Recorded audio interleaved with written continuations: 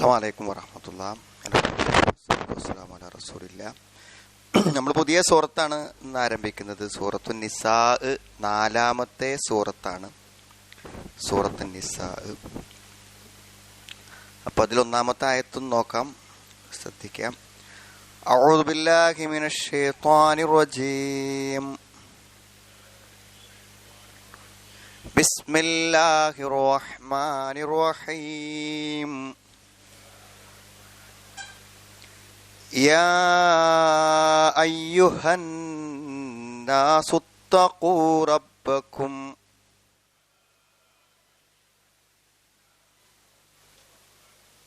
يا أيها الناس اتقوا ربكم الذي خلقكم من نفس واحدة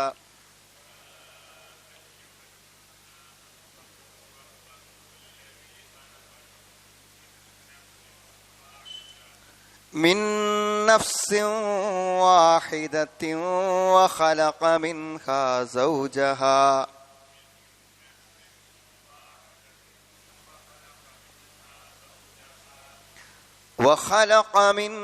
زوجها وبث منهما رجالا كثيرا ونساء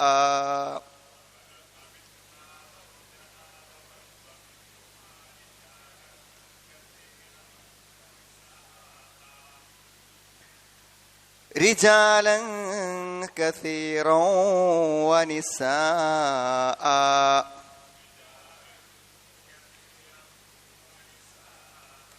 واتقوا الله الذي تساءلون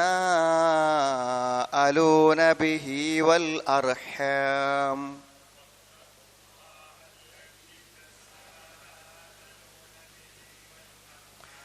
إن الله كان عليكم رقيبا.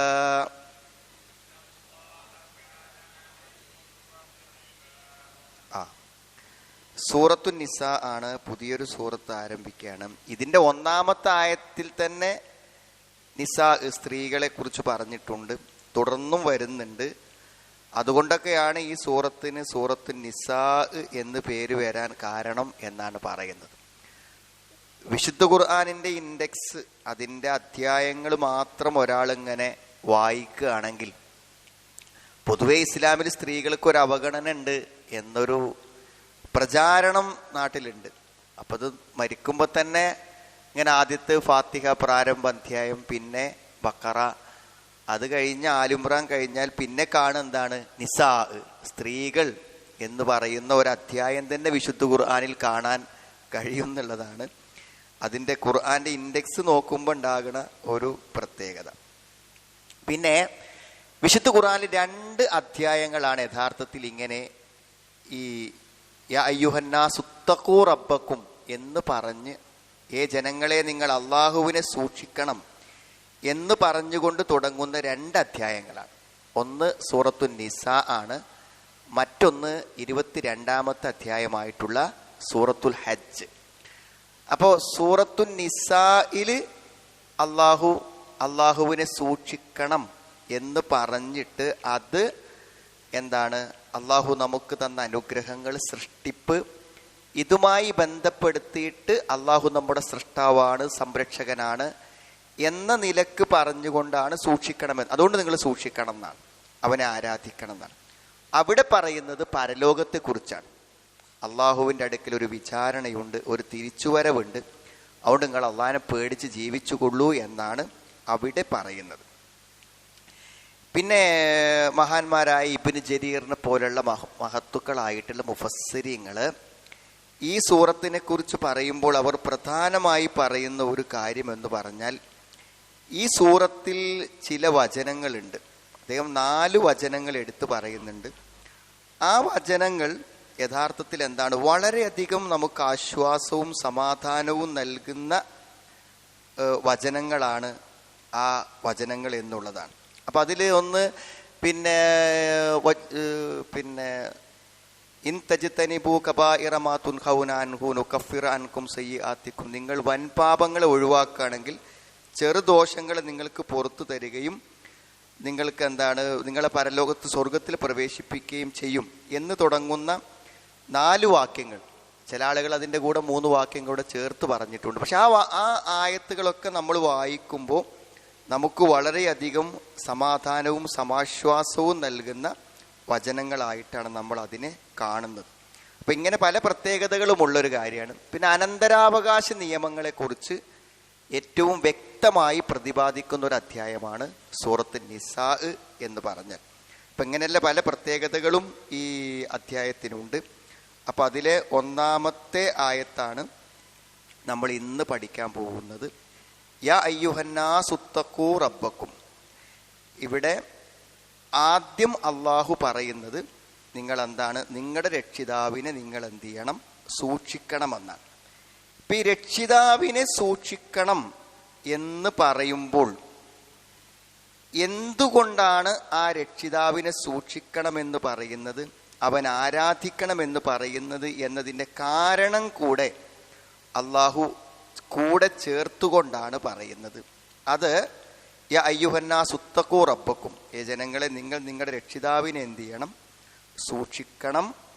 അല്ലദീ ഖലഖക്കും, അവൻ നിങ്ങളെ സൃഷ്ടിച്ചവനാണ്. അപ്പം നമ്മളെ സൃഷ്ടിക്കുക എന്ന വലിയ അനുഗ്രഹം, അള്ളാഹു നമുക്ക് തന്ന അനുഗ്രഹങ്ങൾ ധാരാളമാണ്. അതിലൊരു അനുഗ്രഹമാണെന്ത്, നമ്മളെ അള്ളാഹു സൃഷ്ടിച്ചു എന്നുള്ളത്.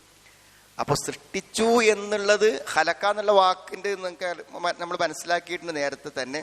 അതായത് ഒരു ശുദ്ധ ശൂന്യതയിൽ നിന്ന് ഒരു മുൻമാതൃകയില്ലാതെ സൃഷ്ടിക്കുന്നതിനാണ് എന്ത് പറയാം, ഖലഖ എന്നുള്ള വാക്ക് ഉപയോഗിക്കുക. 3 തരം കാര്യങ്ങൾ ഒരുമിച്ച് ചേർന്നിരിക്കുന്നത്.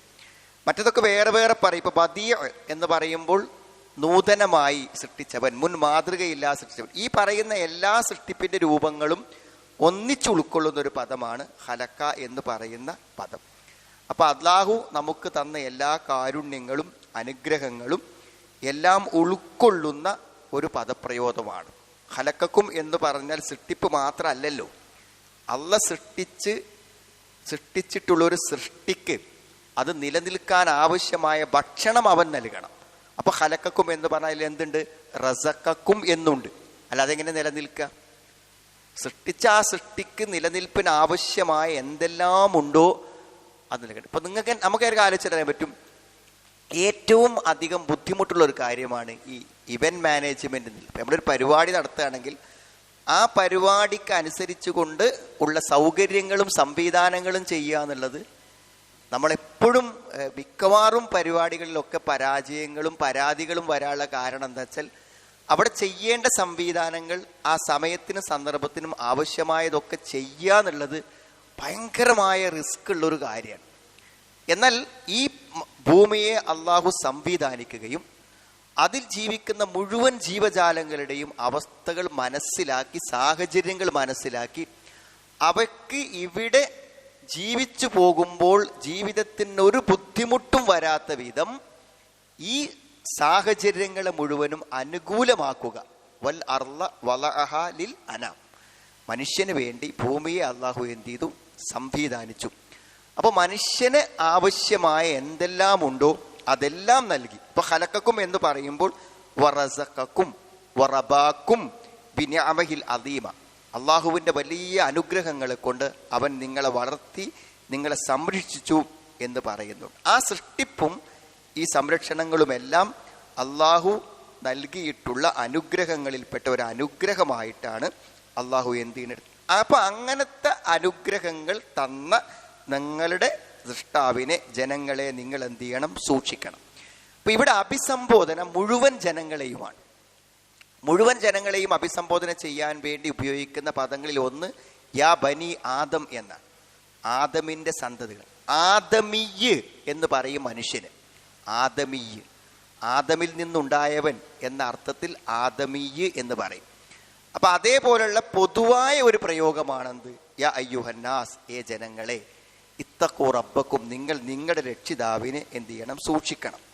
തഖ്വ എന്നുള്ളത് നമ്മൾ എപ്പോഴും പഠിച്ചൊരു വാക്കാണ്. തഖ്വ എന്ന് പറഞ്ഞാൽ എന്താണ്, അള്ളാഹുവിനെ നമ്മൾ എന്ത് ചെയ്യുക, അള്ളാഹുവിൻ്റെ കൽപ്പനാ വിരോധങ്ങളെ ശരിക്കും പാലിച്ചുകൊണ്ട് ജീവിക്കുക.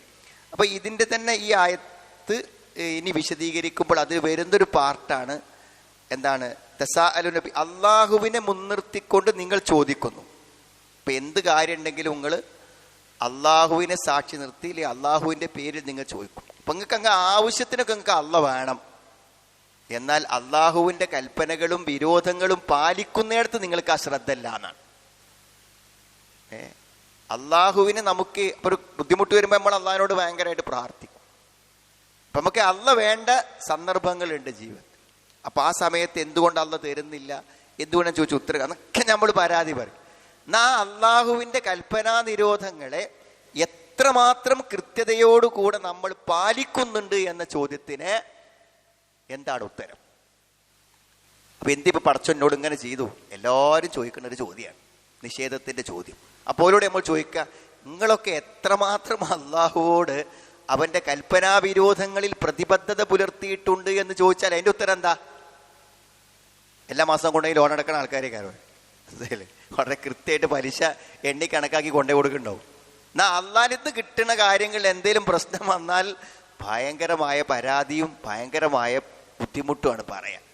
അപ്പൊ നമ്മൾ എത്രമാത്രം അള്ളാഹുവിന്റെ കൽപ്പനകൾക്ക് പ്രതിബദ്ധത പുലർത്തുന്നു, അതാണ് തഖ്വ എന്ന് പറഞ്ഞത്. അപ്പൊ ആ തഖ്വ ഉണ്ടാകുവാൻ പ്രധാനമായി വേണ്ട ഒരു കാര്യം ഇതിന്റെ തുടക്കത്തിൽ വന്ന ആയത്ത് നിലക്ക് അള്ളാഹു നമുക്ക് അനുഗ്രഹങ്ങൾ അതേപോലെ തന്നെ എല്ലാ സൗകര്യങ്ങളും ഏർപ്പെടുത്തി തന്നു എന്നത് തന്നെയാണ്. ആ അനുഗ്രഹങ്ങൾക്ക് നന്ദിയായിക്കൊണ്ട് നമ്മൾ എന്ത് ചെയ്യണം? തഖ്വ ചെയ്യണം. റബ്ബക്കും. അപ്പൊ ഇത് മുഴുവൻ ജനങ്ങളോടും പറയാൻ പറ്റിയ ഒരു കാര്യമാണ്, ഒരാളും നിഷേധിക്കാത്ത കാര്യമാണ്. നീ അള്ളാഹുവിനെ ഭയപ്പെട്ടുകൊണ്ട് ജീവിക്കണം എന്നൊരാളോട് പറയുമ്പോൾ എനിക്കെന്താ അതിന് ബാധ്യത? എന്നെ സൃഷ്ടിച്ചത് അള്ളാഹുവാണ്. അല്ലാന്ന് ആരെങ്കിലും പറയോ? ഏതെങ്കിലും ഒരാൾ പറയൂ എന്നെ സൃഷ്ടിച്ചത് അള്ളാഹു അല്ല എന്ന് ആരെങ്കിലും പറയൂ? ആരും പറയില്ല. ഇനിയിപ്പോ ഒരു യുക്തിവാദിയോ നിരീശ്വരവാദിയോ പറഞ്ഞാൽ പോലും 100% സത്യസന്ധമായി പറയില്ല. കാരണം അല്ല സൃഷ്ടിച്ചത് എന്ന് പറയുമ്പോൾ പിന്നെ ആരാണ് സൃഷ്ടിച്ചത് എന്ന ചോദ്യത്തിന് അതിനേക്കാളും തൃപ്തികരമായ ഒരു ഉത്തരം വേണ്ടേ? അല്ല എന്നെ സൃഷ്ടിച്ചതെന്ന് ഒരാൾ പറഞ്ഞോട്ടെ, എങ്കിൽ ആരോ സൃഷ്ടിച്ചിട്ടുണ്ടല്ലോ. അപ്പൊ ഇതിനേക്കാളും നല്ലൊരു ഉത്തരം അതിനുണ്ടോ? അള്ളാഹു അല്ല എന്നെ സൃഷ്ടിച്ചു എന്ന് പറയുന്നവന് തന്നെ സൃഷ്ടിച്ചത് മറ്റാരോ ആണ് എന്നത് ഇതിനേക്കാളും യുക്തിപൂർവമായി തെളിയിക്കാൻ പറ്റുന്ന മറ്റൊരാളുണ്ടോ? അങ്ങനെ ഒരു ഉത്തരം ഇല്ലാത്തിടത്തോളം കാലം ഈ നിഷേധത്തിന് എന്തില്ല? ഒരു ന്യായമില്ല എന്നുള്ളതാണ്. ന്യായമല്ല. വേറെ എന്ത് പറഞ്ഞാലും അതിനൊക്കെ 100 ചോദ്യങ്ങൾ നമുക്ക് വേറെ ചോദിക്കാനുണ്ട്. അള്ളാഹുവാണ് സൃഷ്ടിച്ചത് എന്ന് പറയുമ്പോൾ അതൊരു അംഗീകരിക്കാവുന്നൊരു ഉത്തരമാണ്. അപ്പൊ അതെല്ലാവരും ഇവിടെ പറയാൻ പറ്റുന്നതുകൊണ്ടാണ് യാ അയ്യുഹന്നാസ് എന്ന് പറഞ്ഞത്. എല്ലാവരോടും പറയാൻ പറ്റും, നിങ്ങളെ സൃഷ്ടിച്ച രക്ഷിതാവ്. യാ അയ്യുഹന്നാസ് ഉഅ്ബുദൂ റബ്ബക്കുമുല്ലദീ ഖലഖക്കും എന്ന് ആരോടും പറയാൻ പറ്റും. നിങ്ങളെ സൃഷ്ടിച്ചവരായ രക്ഷിതാവിനെ നിങ്ങൾ ആരാധിക്കണം. പിന്നെന്താണ് അടുത്ത് പറഞ്ഞത്? അപ്പോൾ എന്തുകൊണ്ട് ആരാധിക്കണം, എന്തുകൊണ്ട് സൂക്ഷിക്കണം എന്ന് പറഞ്ഞുകൊണ്ടാണ് സൂക്ഷിക്കാനും ആരാധിക്കാനും പറയുന്നത്. എന്നിട്ടെന്താണ്? മിൻ നഫ്സിൻ വാഹിദ, മിൻ നഫ്സിൻ വാഹിദ. എന്താണ്? ഒരേ ആത്മാവിൽ നിന്ന്, ഒരേ ആളിൽ നിന്ന്, ഒരേ വ്യക്തിയിൽ നിന്ന്. ഈ നഫ്സ് എന്ന് പറയുന്ന വാക്കിന് ധാരാളം അർത്ഥങ്ങളുണ്ട്. അപ്പൊ ഇവിടെ നഫ്സ് ആദമിൽ നിന്നാണ് മനുഷ്യനെ സൃഷ്ടിച്ചത് എന്നത് വിശുദ്ധ ഖുർആൻ അംഗീകരിച്ച ഒരു തത്വമാണ്. അതുകൊണ്ട് മുഴുവൻ മനുഷ്യന്മാരുടെയും പിതാവ്, ഉത്ഭവ കേന്ദ്രം ആദം നബി അലൈഹിസ്സലാമാണെന്ന് ഉറപ്പിച്ചു പറയാൻ പറ്റും, യാതൊരു സംശയമില്ല. അപ്പോ മിൻ നഫ്സിൻ വാഹിദ എന്ന് പറഞ്ഞാൽ അതുകൊണ്ട് ഉദ്ദേശിക്കുന്നത് എന്താണ്? ഒരേ ശരീരത്തിൽ നിന്ന്, ഒറ്റ ശരീരത്തിൽ നിന്ന് അവൻ നിങ്ങളെ സൃഷ്ടിച്ചു. വഖലഖ മിൻഹ സൗജഹ, എന്നിട്ട് ആ ശരീരത്തിൽ നിന്ന് എന്ത് ചെയ്തു? അതിൻ്റെ ഇണയെയും എന്ത് ചെയ്യും? സൃഷ്ടിക്കുകയും ചെയ്തു എന്നാണ്. അപ്പോൾ ഒരേ ആത്മാവിൽ നിന്ന് നിങ്ങളെ സൃഷ്ടിച്ചവനായ നിങ്ങളുടെ റബ്ബിനെ നിങ്ങൾ എന്ത് ചെയ്യുവിൻ? സൂക്ഷിക്കുവിൻ. വഖലഖ മിൻഹ സൗജഹ, അതിൽ നിന്നു തന്നെ അതിൻ്റെ ഇണയെ സൃഷ്ടിക്കുകയും ചെയ്തു. അപ്പോൾ എന്താണ് ഈ പ്രയോഗത്തിന്റെ പ്രത്യേകത? അത് പറയേണ്ടത്. അള്ളാഹു സൃഷ്ടിപ്പിനെ കുറിച്ച് പറഞ്ഞപ്പോൾ ഇവിടെ എടുത്തു പറഞ്ഞിട്ടുള്ളത് എന്ത് ചെയ്തു? ഇണയെ സൃഷ്ടിച്ചു. അപ്പൊ അതിൽ നിന്ന് തന്നെ ഇണയെ സൃഷ്ടിച്ചു എന്ന് പറയുമ്പോൾ ആരുന്ന? ആദമിൽ നിന്ന് തന്നെ ആദം നബിക്കുള്ള ഇണ ഹവ്വയെ സൃഷ്ടിച്ചു എന്നാ പറയണം. അപ്പോൾ ആദം നബിയിൽ നിന്ന് അല്ലെങ്കിൽ അദ്ദേഹത്തിന്റെ ശരീരത്തിൽ നിന്നാണ് ഹവ്വയെ സൃഷ്ടിച്ചത് എന്നത് വളരെ വ്യക്തമായി പറയാൻ പറ്റുന്ന, അങ്ങനെ തന്നെയാണ് അതിൻ്റെ ഉദ്ദേശമെന്ന് വ്യക്തമായി പറയാൻ പറ്റുന്ന തെളിവുകളുടെ ചെറിയൊരു അഭാവമുണ്ട്. എന്നാലും എല്ലാ തെളിവുകളും ഏറ്റവും പ്രധാനമായി സ്ഥാപിക്കുന്നത് അതുതന്നെയാണ്. ചില ആധുനികരായ വ്യാഖ്യാതാക്കൾ പറയുന്നത് എന്താ വെച്ചാൽ ഹലക്ക മിൻഹ സൗജഹ എന്ന് പറഞ്ഞാൽ അതേ ജിൻസിൽ നിന്ന്, അവിടെ നഫ്സ് എന്നുള്ളതിന് അവർ അർത്ഥം കൊടുത്തത് ജിൻസ്, ഇത് മനുഷ്യവർഗത്തിൽ നിന്ന് തന്നെ ഇണകളെ സൃഷ്ടിച്ചു എന്ന അർത്ഥം പറയുന്നുണ്ട്. അതെന്തായാലും ശരി തന്നെയാണ്. ആദമിൽ നിന്ന് സൃഷ്ടിച്ചാലും മനുഷ്യവർഗത്തിൽ നിന്ന് സൃഷ്ടിച്ചു എന്ന് പറയാൻ തടസ്സങ്ങളൊന്നുമില്ല. പക്ഷെ നമ്മളിപ്പോൾ സാധാരണ ആദമിൻ്റെ വാരിയലിൽ നിന്നാണ് ഹവ്വയെ സൃഷ്ടിച്ചത് എന്ന് പറയും. സത്യത്തിൽ ഇത് വ്യക്തമായിട്ട് പറയുന്നത് ബൈബിളിലാണ്. ബൈബിളിൽ വ്യക്തമായി എന്ത് ചെയ്യുന്നുണ്ട്, ആദം നബിയുടെ വാരിയലിൽ നിന്നാണ് ഹവ്വയെ സൃഷ്ടിച്ചത് എന്ന് പറയുന്നുണ്ട്. അപ്പോൾ ബൈബിളിനെ ഒരു പ്രമാണമായി സ്വീകരിക്കാത്തത് കൊണ്ടും ബൈബിളിൽ പറഞ്ഞൊരു കാര്യം വിശ്വസ്തമാണെന്ന് നമുക്ക് തെളിവല്ലാത്തത് കൊണ്ടും നമുക്ക് അതിനെ അവലംബിച്ചുകൊണ്ട് തീരുമാനിക്കാൻ പറ്റില്ല. എന്നാൽ ഒരു ഹദീസ് ഉണ്ട്, എന്താണ്, പിന്നെ സ്ത്രീകളെ എന്താണ് പിന്നെ വാരിയൽ നിന്നാണ് സൃഷ്ടിച്ചത് എന്ന്. അപ്പം ആ വാരിയൽ നിന്നാണ് സൃഷ്ടിച്ചത് എന്ന് പറയുന്നത് ഈ അർത്ഥത്തിലാണെന്നാണ് പറയുന്നത്. പക്ഷെ ആ ഹദീസ് പൂർണ്ണമായി വായിക്കുമ്പോൾ എന്താണ്, നബി സ്വല്ലല്ലാഹു അലൈഹി വസല്ലം അതൊരു പ്രതീകാത്മകമായി പറഞ്ഞ കാര്യമായിട്ടാണ് തോന്നുന്നത്. കാരണം ചില സ്വഭാവങ്ങൾ അവർക്കുണ്ടാകും, അത് മാറ്റാൻ വേണ്ടി വല്ലാതെ പണിയെടുത്താൽ എന്ത് ചെയ്യും, പൊട്ടിപ്പോകും എന്ന ഒരു ഉദാഹരണം പറയാൻ വേണ്ടി പറഞ്ഞതാണ് എന്ന് ആ ഹദീസിൽ നിന്ന് നമുക്ക് മനസ്സിലാകുന്നു. എന്നാൽ ഈ ആശയങ്ങളെയൊക്കെ ചേർത്ത് വെക്കുമ്പോൾ വേണമെങ്കിൽ ആദം നബിയുടെ വാരിയലിൽ നിന്നാണ് എന്താണ് ഹവ്വയെ സൃഷ്ടിച്ചത് എന്ന ആശയത്തെ സ്ഥാപിക്കത്തക്ക വിധത്തിലുള്ള തെളിവ് ഇതൊക്കെ കൂട്ടി വായിക്കുമ്പോൾ നമുക്ക് എന്ത് ചെയ്യും, ലഭിക്കുകയും ചെയ്യും എന്നാണ് പൊതുവായി വായിക്കുമ്പോൾ നമുക്ക് എന്ത് ചെയ്യണമെന്ന് മനസ്സിലാകും. ഇതിലുള്ള ഏറ്റവും വലിയൊരു തത്വം എന്താണെന്ന് വിചാരിച്ചാൽ, അതൊരു അനുഗ്രഹമായി എടുത്തു പറയുമ്പോൾ അതാണല്ലോ നമ്മൾ മനസ്സിലാക്കേണ്ടത്. അതെന്താണ്, ഒരു മനുഷ്യനെ സംബന്ധിച്ചിടത്തോളം ഈ ഭാര്യ ഭർത്തൃ ബന്ധം എന്നതാണ് ഏറ്റവും പ്രധാനപ്പെട്ട കാര്യം. മനുഷ്യൻ്റെ നിലനിൽപ്പിൻ്റെ ഏറ്റവും പ്രധാന ഘടകം അവൻ ഇണയായി ജീവിക്കുക എന്നുള്ളതാണ്. അതുകൊണ്ട് ഒരു മനുഷ്യനെ സംബന്ധിച്ചിടത്തോളം അവൻ ജീവിതത്തെ അഭിമുഖീകരിക്കേണ്ട പ്രായത്തിലേക്ക് കടക്കുന്നതോടുകൂടെ പിന്നെ അവൻ ഒറ്റയ്ക്ക് ജീവിക്കണില്ല, അവൻ എന്താണ് ഇണയായിട്ടാണ് ജീവിക്കുന്നത്. അപ്പം ഇണയായി ജീവിക്കാവുന്ന വിധത്തിലാണ് അള്ളാഹു മനുഷ്യൻ്റെ സൃഷ്ടിപ്പ് നടത്തിയിടുന്നത്. അതുകൊണ്ട് ഒരു മനുഷ്യൻ അവൻ്റെ ഒരു കാര്യത്തിലും പൂർണ്ണത നേടാൻ പറ്റൂല ആര് കൂടല്ലാതെ, ഒരു ഇണ കൂടെ ഇല്ലാതെ പറ്റില്ലെന്നതാണ്. അപ്പം അള്ളാഹ് മനുഷ്യൻ്റെ സൃഷ്ടിപ്പിൽ വെച്ച ഏറ്റവും വലിയൊരു അനുഗ്രഹമാണ് ഏതെന്ന് പറഞ്ഞാൽ, ഇണകളായി ആണിന് പെണ്ണും പെണ്ണിന് ആണും ഇണകളായി സൃഷ്ടിച്ചു എന്നുള്ളത് അത്രയും പ്രധാനം. സാധാരണ പറയാറുണ്ട്, വല്ലാതെ ക്ഷീണിക്കുമ്പോൾ ചാരി നിൽക്കാനൊരു തൂണും, വല്ലാതെ ബുദ്ധിമുട്ടുമ്പോൾ അതൊന്ന് പറഞ്ഞു തീർക്കാൻ ഒരാളും എന്ന് പൊതുവേ പറയാറുണ്ട്. അതാണ് സത്യത്തിൽ എന്താ വെച്ചാൽ ദാമ്പത്യം എന്ന് പറഞ്ഞാൽ, വല്ലാതെ ക്ഷീണിക്കുമ്പോൾ ചാരി നിൽക്കാൻ ഒരിടവും, വല്ലാതെ ഇടങ്ങേറാകുമ്പോൾ പറഞ്ഞു തീർക്കാൻ ഒരാളും എന്നത് ദാമ്പത്യത്തിൽ. അതുകൊണ്ടാണ് ലിതസ്കുനു ഇലൈഹ, മനസ്സമാധാനവും സന്തോഷവും ദാമ്പത്യത്തിൽ മാത്രമേ കിട്ടുള്ളൂ. പക്ഷെ മിക്കവാറും ആളുകൾ എന്താ വെച്ചാൽ ഒന്നിച്ച് ജീവിക്കണമെന്നല്ലാതെ അത് യഥാർത്ഥത്തിൽ ആസ്വദിക്കാനും അനുഭവിക്കാനും കഴിയാത്ത ഹതഭാഗ്യരാണ്, പ്രത്യേകിച്ച് ഇന്നത്തെ കാലം. ഇപ്പം എനിക്കൊരു സ്ഥലത്തൊരു പ്രഭാഷണം ഉണ്ട്, കുറച്ച് ദീർഘിച്ച ഡേറ്റാണ്. അപ്പോൾ ആ നാട്ടിൽ നിന്ന് എവിടുന്നോ ഒരു നമ്പർ എടുത്തിട്ട് ഒരു സ്ത്രീ എനിക്ക് വിളിച്ചിട്ട് പറഞ്ഞു, നിങ്ങളെ പ്രസംഗത്തിൽ കാര്യമായിട്ട് പറയേണ്ടത് അവിഹിതത്തെക്കുറിച്ചാണെന്നാണ്. എൻ്റെ ഭർത്താവൊക്കെ അവിടെ വരുന്നതാണ് എന്നോട് കാര്യമായിട്ട് പറഞ്ഞത്. അപ്പോൾ എന്താണെന്ന് വിചാരിച്ചാൽ, എങ്ങനെയാണ് മനസ്സിൽ വേറെ ഒരു സ്ത്രീയെ അല്ലെങ്കിൽ വേറൊരു പുരുഷനെ വെച്ച് ജീവിക്കുന്ന ആളുകൾക്ക് എങ്ങനെ ദാമ്പത്യം അനുഭവിക്കാൻ പറ്റും? കാരണം തൻ്റെ കൂടെയുള്ളവനിൽ മനസ്സും ശരീരവും കേന്ദ്രീകരിക്കാത്ത ഒരാൾക്കും ദാമ്പത്യത്തിൻ്റെ ഒരു സുഖവും അനുഭവിക്കാൻ പറ്റൂല, അതിൽ യാതൊരു സംശയവുമില്ല. അത് അത്രയും പ്രധാനപ്പെട്ട കാര്യമാണ്.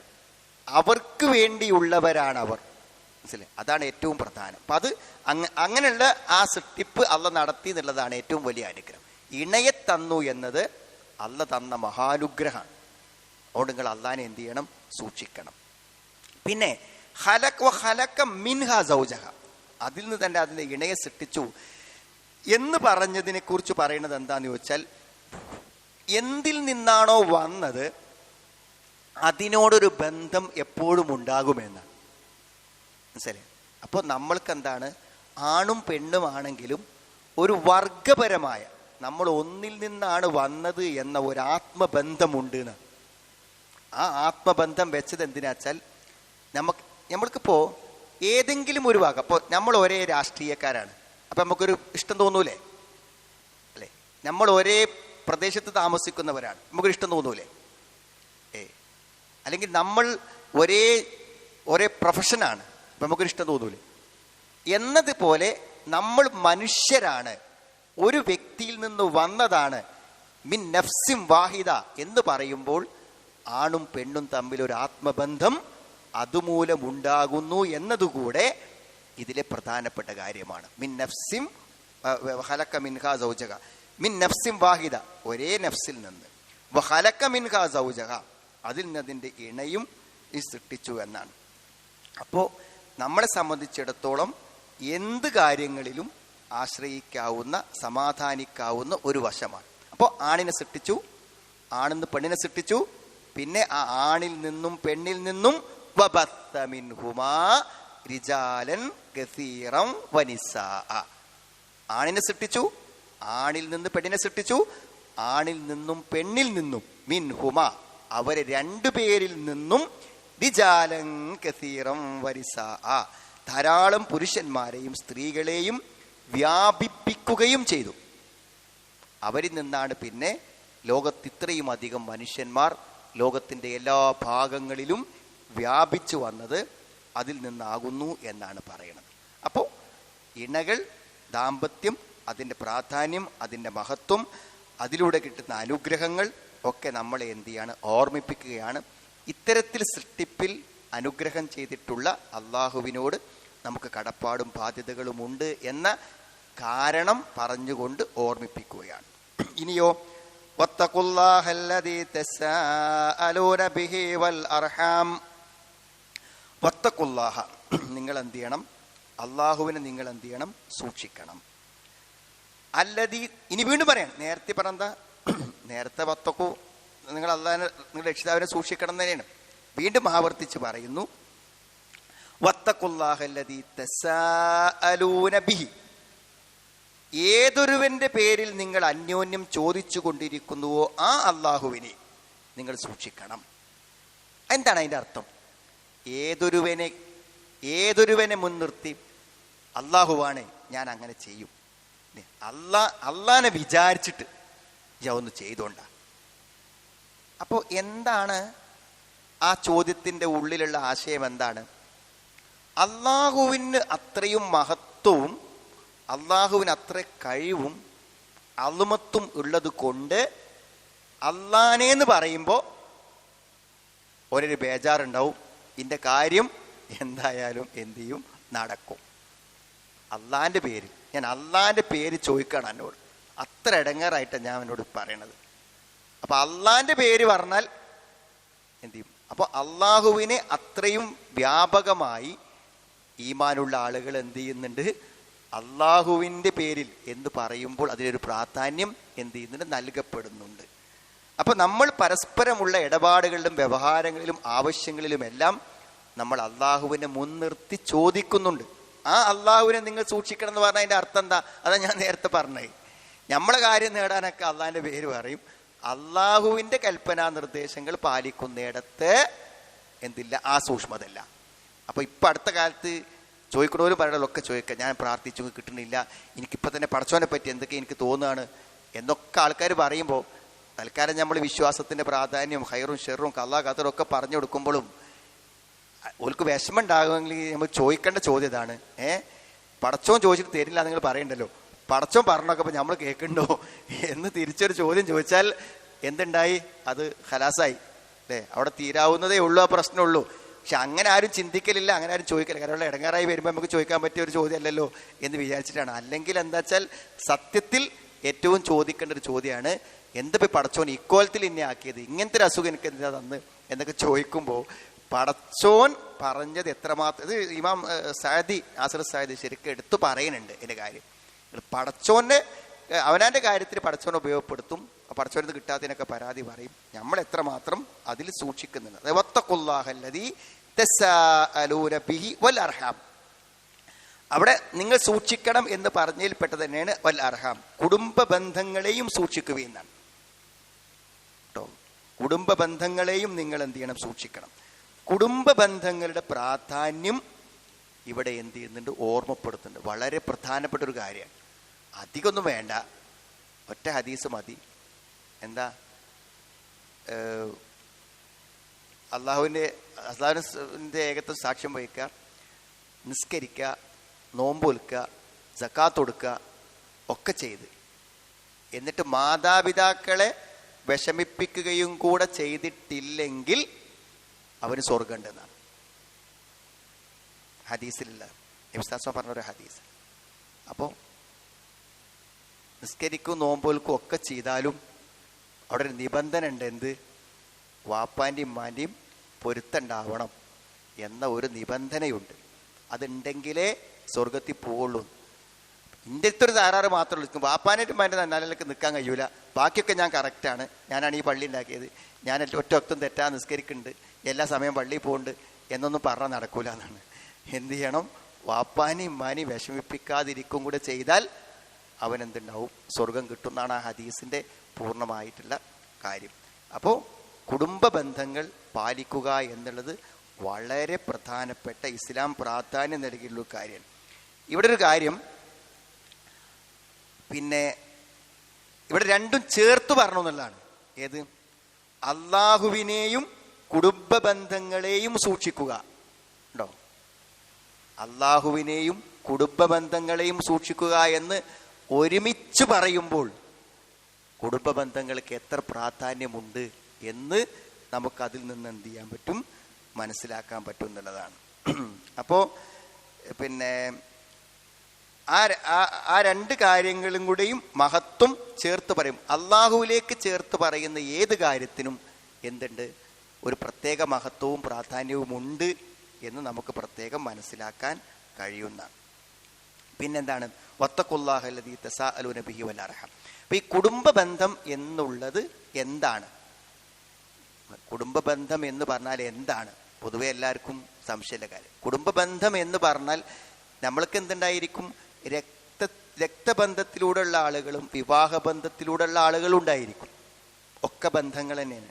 പക്ഷേ നമ്മളെ സംബന്ധിച്ചിടത്തോളം നമ്മളുടെ മാതാപിതാക്കൾ, നമ്മുടെ സഹോദരങ്ങൾ, അങ്ങനെ നമ്മളുമായി നേരിട്ട് എന്താണ്, നമ്മുടെ ഗർഭപാത്രങ്ങളെ അല്ലെങ്കിൽ ജന്മത്തെ പരസ്പരം ബന്ധപ്പെട്ട് നിൽക്കുന്ന ആളുകൾ, ആ ആളുകളെ ആ കുടുംബ ബന്ധം ചേർക്കുക എന്ന് പറഞ്ഞാൽ അതിൻ്റെ അർത്ഥം നമ്മൾ എന്ത് ചെയ്യണം, അവരുമായുള്ള എന്തെല്ലാം കടമകളും ബാധ്യതകളുമുണ്ടോ അതൊക്കെ വളരെ കൃത്യമായി നിലനിർത്തുകയും അവർക്കൊരു പ്രത്യേകമായ ദ്രോഹം നമ്മുടെ ഭാഗത്തുനിന്ന് ഉണ്ടാവാതിരിക്കുകയും ചെയ്യുന്ന ഒരാത്മബന്ധം നമ്മൾ എന്ത് ചെയ്യണം, കാത്തു സൂക്ഷിച്ച് വരണം എന്നാണ്. അപ്പം നമ്മൾ നല്ല പൈസ ഉള്ള ആൾക്കാരാണെങ്കിൽ ഇല്ലാത്ത ആൾക്കാരെ നമ്മൾ എന്ത് ചെയ്യണം, സഹായിക്കണം. പിന്നെ വത്തഖുല്ലാഹല്ലദീ തസാഅലൂന ബിഹി വൽ അർഹാം. അവിടെ പിന്നെ പറഞ്ഞൊരു കാര്യം എന്താ അറിയോ, അതായത് അള്ളാഹുവോടും മനുഷ്യന് കടമകളുണ്ട്, അതേപോലെ തന്നെ സൃഷ്ടികളോടും കടമകളുണ്ട്. അപ്പം അള്ളാഹുവിനെ സൂക്ഷിക്കുക എന്നുള്ളത് അള്ളാഹുവിനോടുള്ള കടമ. അതിൻ്റെ കൂടെ തന്നെ ആരോടുള്ള കടമയും പറഞ്ഞു, കുടുംബ ബന്ധങ്ങളെ പാലിക്കുന്ന കടമയെയും ഓർമ്മപ്പെടുത്തില്ല. ഇപ്പം ബന്ധങ്ങൾ, എല്ലാ സൃഷ്ടികളോടും നമുക്ക് കടമകളുണ്ട്. പക്ഷെ ആ കടമകൾ കുടുംബ ബന്ധങ്ങളായി തീരുമ്പോൾ ആ കടമകൾ ഒന്നുകൂടെ എന്ത് ചെയ്യും, വർദ്ധിക്കുന്നുള്ളതാണ്. ഇപ്പം ബന്ധങ്ങളെ നിലനിർത്താൻ നമ്മൾ പരമാവധി ശ്രമിക്കണം. എന്നാൽ ഖതിഅത്തുർ റഹിം, കുടുംബ ബന്ധങ്ങളെ മുറിക്കുക എന്നുള്ളത് വളരെ ഗുരുതരമായ തെറ്റാണ്. ഈ കുടുംബ ബന്ധം മുറിക്കേണ്ടി വരുന്ന എപ്പോഴാന്ന് വെച്ചാൽ സാമ്പത്തിക പ്രശ്നങ്ങൾ വരുമ്പോഴാണ്, എന്തെങ്കിലുമൊക്കെ അവനവൻ്റെ കാര്യലാഭങ്ങളും താല്പര്യങ്ങളും വരുമ്പോഴാണ് ഈ ഉടപ്പുറപ്പുകൾ തമ്മിൽ തെറ്റൽ. അപ്പോൾ അവിടെയൊക്കെ നമ്മൾ വളരെ ശ്രദ്ധയും സൂക്ഷ്മതയും പാലിക്കണം. അത് പിന്നെ കാലാകാലം ആ തെറ്റങ്ങനെ നിൽക്കും. അപ്പോൾ എവിടെയെങ്കിലുമൊക്കെ ബന്ധങ്ങൾ തമ്മിൽ വേറിട്ട് നിൽക്കുന്നുണ്ടെങ്കിൽ അതൊക്കെ സ്വത്ത് പ്രശ്നങ്ങളുടെ പേരിലുള്ള കാര്യങ്ങളാണ് പലപ്പോഴും ഉണ്ടാവുക. അപ്പം അതിന് നമ്മൾ പ്രശ്നമില്ല. ഇസ്ലാമികമായൊരു അനന്തരാവകാശ നിയമമുണ്ട്, അത് പാലിച്ചാൽ അവിടെ തീർന്നു. ശറഅ അനുസരിച്ചിട്ട് കാര്യങ്ങൾ ചെയ്യുക.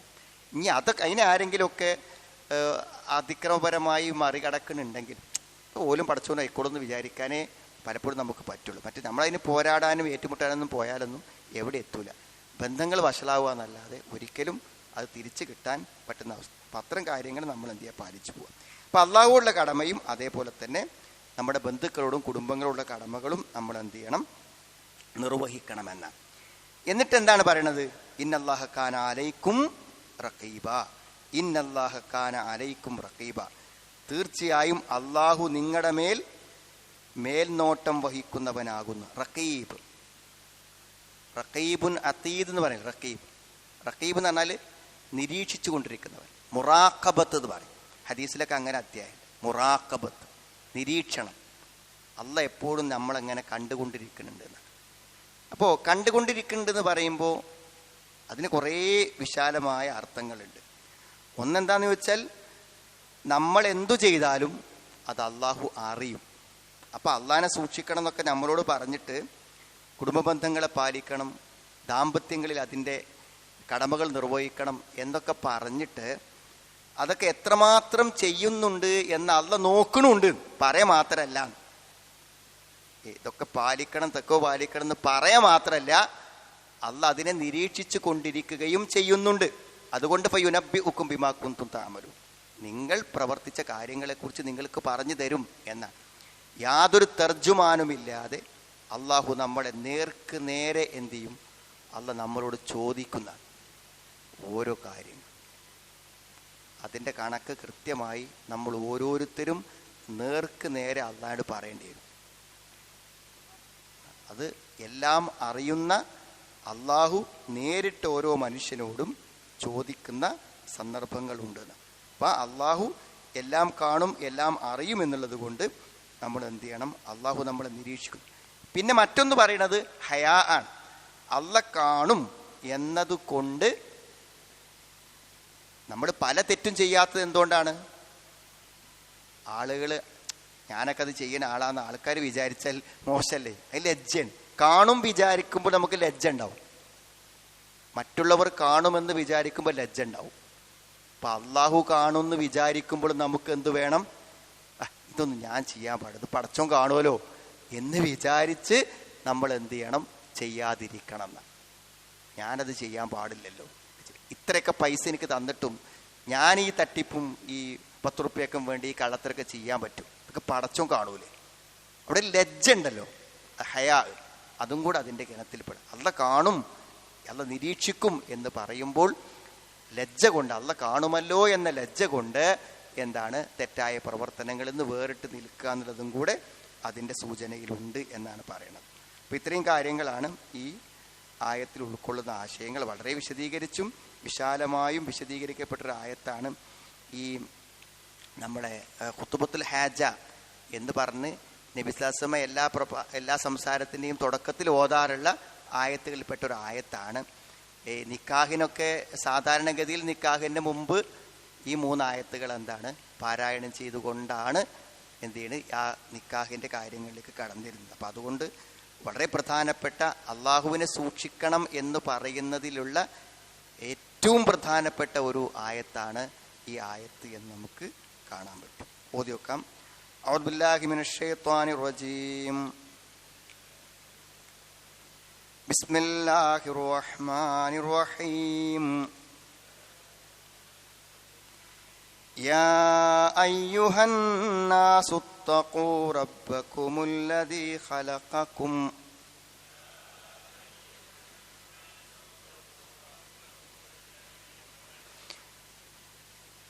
റബ്ബകുമുല്ലദീ ഖലഖകും മിൻ നഫ്സിൻ വാഹിദ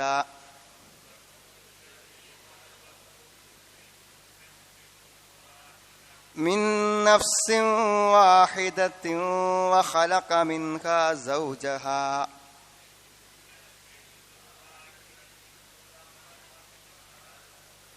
وخلق منها زوجها وبث منهما رجالا كثيرا ونساء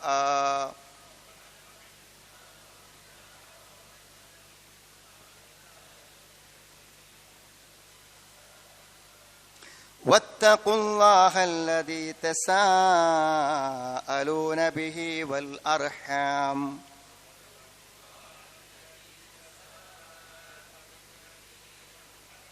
إن الله كان عليكم رقيبا.